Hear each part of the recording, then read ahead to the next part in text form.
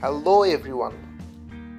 আমরা এখন file path সম্পর্কে জানি এবং এই গুরুত্বপূর্ণ কনসেপ্টটি ব্যবহার করে মূলত আমরা আমাদের মাল্টিপেজ ওয়েবসাইট খুব সহজে তৈরি করে ফেলতে পারি।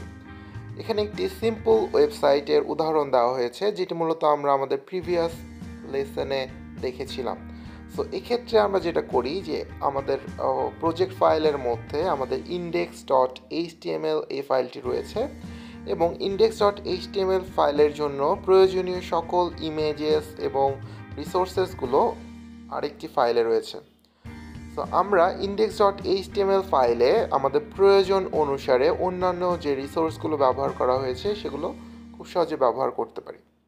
কিন্তু আমরা যখন একটি পূর্ণাঙ্গ ওয়েবসাইট তৈরি করব, সেক্ষেত্রে আসলে একটা index.html ছাড়াও আরও অন্যান্য HTML ফাইল যেমন about.html বা contact.html ফাইলও থাকবে। এবং মূলত এটি যেভাবে কাজ করে, একটি ফাইলের মধ্যে সবগুলো ফাইল আসলে রাখা থাকে এবং অ্যাঙ্কার ট্যাগের মাধ্যমে মূলত একটি ফাইলের সাথে অন্যান্য ফাইলগুলো লিঙ্ক করা থাকে।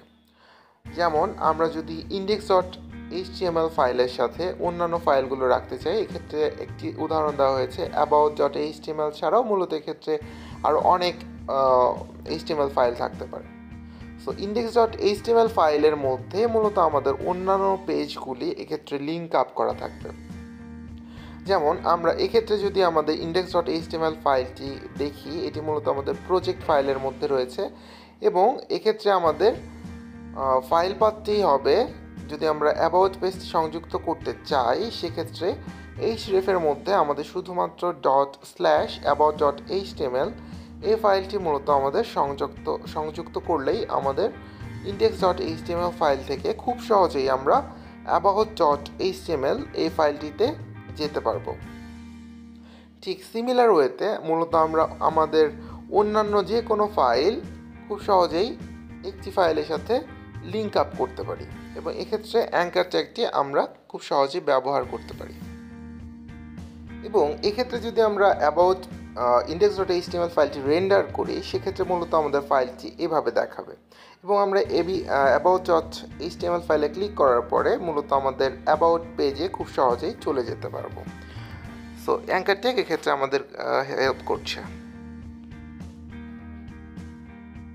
এখন চলুন একটি কুইজ খেলে আসা যাক। মূলত এখানে আপনারা দেখতে পাচ্ছেন যে আমাদের index.html ফাইল এবং অন্যান্য আরও কিছু ফাইল আছে। আমরা যেটা করতে যাচ্ছি মূলত আপনাদের জন্য কুইজটি হলো, আমরা যদি index.html ফাইলের সাথে cat.png এই ছবিটি ট্যাগ করতে চাই, তাহলে আমাদের এই চারটি অপশনের মধ্যে কোন অপশনটি আমাদের ফাইল পাথ হিসেবে আমরা ব্যবহার করতে পারবো। আপনারা আপনাদের উত্তরটি এক্ষেত্রে কিউআর কোড স্ক্যান করার মাধ্যমে আমাদেরকে সাবমিট করতে পারেন। আপনার কাছে যেটি মনে হচ্ছে যে আপনি এই উত্তরটি হতে পারে, সেটি আপনারা খুব সহজেই আপনার ফোনের ক্যামেরা অপশনের মাধ্যমে স্ক্যান করতে পারেন। আপনারা যদি না জেনে থাকেন কিউআর কোড কীভাবে ব্যবহার করতে হয়, এক্ষেত্রে আপনারা যে কোনো কিউআর কোড অ্যাপস ব্যবহার করতে পারেন, অথবা আপনার ফোনেও যদি আপনার ক্যামেরা লেন্স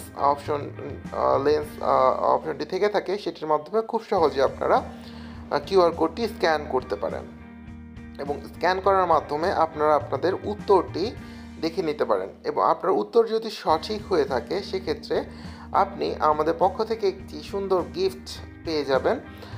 আপনারা নিজে চেষ্টা করুন এবং উত্তরটি সাবমিট করুন।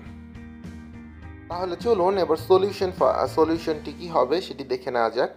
আপনারা যদি ভালো করে খেয়াল করেন, এক্ষেত্রে আমাদের index.html ফাইলের সাথে cat.png-র অবস্থানটি ফাইল পাথের মাধ্যমে দেখাতে বলা হয়েছে। প্রথম যে অপশনটি আছে সেটি আমরা একটু দেখে নিই। এক্ষেত্রে আসলে আমরা যদি খেয়াল করি, এখানে $/ ব্যবহার করা হয়েছে। মূলত এটি রং, কারণ $/ তখনই ব্যবহার করা হয় যখন আমরা এক লেভেল আপ উপরের দিকে যেতে চাই। এক্ষেত্রে আসলে উপরের দিকে গেলে আমরা কোনো ফাইল দেখতে পাচ্ছি না। এটা আসলে আমাদের জন্য প্রযোজ্য না, এটি ইনকারেক্ট। আমরা যদি ভালো করে খেয়াল করি, সেক্ষেত্রে আমাদের ফাইলগুলো আসলে নিচের দিকে রয়েছে। এবার সেকেন্ড অপশনে যদি যাই, সেক্ষেত্রে আপনারা দেখবেন যে ইমেজ ট্যাগের সাথে এক্ষেত্রে আসলে সোর্স অ্যাট্রিবিউটের পরিবর্তে href অ্যাট্রিবিউটটি ব্যবহার করা হয়েছে, যেটির কারণে এটি আসলে রং। কারণ ইমেজ ট্যাগের সাথে সবসময় সোর্স অ্যাট্রিবিউট ব্যবহার করা হয়, নট href, এবং href শুধুমাত্র অ্যাঙ্কার ট্যাগের ক্ষেত্রে ব্যবহৃত হয়। এই কারণে এই ফাইলটি রং। সো এবার যদি আমরা নিচে আসি, এই ফাইলটি রং সিমিলার একটা রিজনে। মূলত এক্ষেত্রে অ্যাঙ্কার ট্যাগ ব্যবহার করা হয়েছে instead of image tag. So anchor ট্যাগটি আসলে আমাদের লিঙ্কের ক্ষেত্রে প্রযোজ্য, যেহেতু এক্ষেত্রে আমরা ইমেজ অ্যাট্রিবিউট ইমেজ ট্যাগের কথা বলছি, সো এক্ষেত্রে আসলে ইমেজ ট্যাগটি ব্যবহার করতে হবে। সো এই কোডটিও আসলে ভুল। সো সঠিক উত্তরটি হচ্ছে আমাদের এই সেকশনটি মূলত এক্ষেত্রে ইমেজ অ্যাট্রিবিউট ব্যবহার করা হয়েছে, এবং ইমেজ ট্যাগের সাথে একটি সোর্স অ্যাট্রিবিউট ব্যবহার করা হয়েছে। এবং যদি আমরা লিঙ্কটি খেয়াল করি, এক্ষেত্রে / তারপরে অ্যাসেট এই ফোল্ডারের মধ্যে আমরা চলে যাব, এবং তারপরে আমাদের অ্যাসেটের মধ্যে থেকে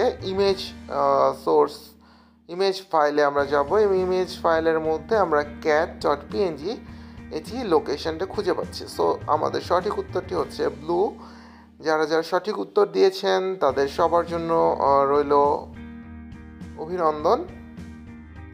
সো আমাদের সঠিক উত্তরটি আপনারা গেস করতে পেরেছেন। সো চলুন, আমরা যেহেতু মাল্টিপেজ ওয়েবসাইটের বেসিক সম্পর্কে জানলাম, এখন এই সম্পর্কে একটি এক্সারসাইজ করে ফেলা যাক। সো আপনারা আমাদের ফেসবুক গ্রুপ থেকে প্রতিবারের মতো এই ফাইলটি খুব সহজেই ডাউনলোড করে নিতে পারবেন, এবং ফাইলটি যদি আপনারা এক্সট্র্যাক্ট করেন এবং আপনাদের VS কোডে ফাইলগুলো ওপেন করেন, তাহলে আপনারা অনেকটা এরকমভাবে দেখতে পাবেন। চলুন সবগুলো ফাইল এক্সপ্যান্ড করা যাক। সো আপনারা যদি সবগুলো ফাইল এক্সপ্যান্ড করেন, তাহলে আপনারা দেখতে পাবেন 4.1 ওয়ার্ডপ্রেস এই ফোল্ডারের মধ্যে অনেকগুলো ফাইল রয়েছে, এবং এর মধ্যে মূলত আমাদের index.html ফাইলটিও রয়েছে। এবং এর মধ্যে আপনারা যদি খেয়াল করেন assets/images এর মধ্যে একটি ইমেজ রয়েছে cat.png। এটির অর্থ হচ্ছে মূলত অ্যাসেট ফোল্ডারের মধ্যে আরেকটি ফোল্ডার রয়েছে ইমেজেস ফোল্ডার, এবং ইমেজেস ফোল্ডারের মধ্যে আমাদের cat.png এই ছবিটি রয়েছে। সো অনেক ক্ষেত্রে VS কোডে আপনারা একটা ফোল্ডারের মধ্যে যদি আরেকটি ফোল্ডার থেকে থাকে, সেক্ষেত্রে এইভাবেও দেখতে পারেন। সো এক্ষেত্রে আসলে বিচলিত হওয়ার কিছু নেই। সো এটা আসলে ফোল্ডারের মধ্যে ফোল্ডার থাকলে এটি এভাবেও লেখা যায়। সো এরপরে নিচের দিকে আমরা যদি খেয়াল করি, পাবলিক নামে আরেকটি ফোল্ডার রয়েছে, যার মধ্যে আমাদের about.html এবং contact.html ফাইলগুলো রয়েছে। সো অনেক ক্ষেত্রে যদি একাধিক HTML ফাইল থাকে, সেগুলো মূলত আরেকটি ফোল্ডার পাবলিক ফোল্ডারের মধ্যে রাখা হয়। এবং সর্বশেষে আমাদের যদি গোল ফাইলটি আমরা দেখি, goal.png, এক্ষেত্রে যেটা বলা হয়েছে, আপনার সলিউশন ফাইলটি ওপেন না করে এটি শো প্রিভিউ এই অপশন দিয়ে যদি ওপেন করেন, তাহলে আমাদের কাঙ্ক্ষিত আজকের গোল ফাইলটি দেখতে পাবেন। এক্ষেত্রে আপনারা যেটা করবেন, মূলত আমাদের যেটা করতে হবে যে welcome to my website h1 একটি এলিমেন্ট অ্যাড করতে হবে। তার নিচে আপনারা এক্ষেত্রে আপনাদের নিজস্ব একটি ইমেজ এক্ষেত্রে ব্যবহার করতে পারেন। আমরা এক্ষেত্রে cat.png এই ছবিটি ব্যবহার করেছি, এবং তার নিচে আপনারা যদি cat.png-তে ক্লিক করেন, সেক্ষেত্রে আসলে আপনাদের একটি ওয়েবসাইটে নিয়ে যাবে, যেটি হবে মূলত আপনাদের অ্যাবাউট পেজ। সো এক্ষেত্রে আসলে আপনারা নিজেদের ছবিটি ব্যবহার করবেন, এবং এক্ষেত্রে আমরা ক্লিক করার সাথে সাথে দেখতে পাচ্ছেন যে আমাদের অ্যাবাউট পেজে আমরা চলে গিয়েছি। এবং নিচের দিকে আমাদের আরেকটি টাস্ক রয়েছে, মূলত আমাদের একটি অ্যাঙ্কার ট্যাগের মাধ্যমে কন্ট্যাক্ট মি এই পেজটি অ্যাড করতে হবে, যেটি আমরা পেয়ে যাব আমাদের পাবলিক ফোল্ডারের মধ্যে। মূলত আমাদের contact.html এই পেজটি আমাদের লিঙ্ক আপ করতে হবে। সো এটি হচ্ছে মূলত আমাদের আজকের টাস্ক, এবং আপনারা এক্ষেত্রে আপনাদের ছবিটি মূলত ব্যবহার করতে পারেন। এবং আপনাদের কন্ট্যাক্ট মি এই পেজটির ক্ষেত্রে আপনাদের নিজেদের কন্ট্যাক্টও আপনারা চাইলে ব্যবহার করতে পারেন।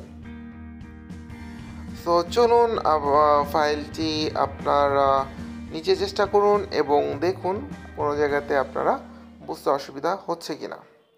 সো পজ দ্য ভিডিও এবং আপনারা নিজে কিছুক্ষণ চেষ্টা করুন। তাহলে চলুন এবার সলিউশন ফাইলটি করে ফেলা যাক।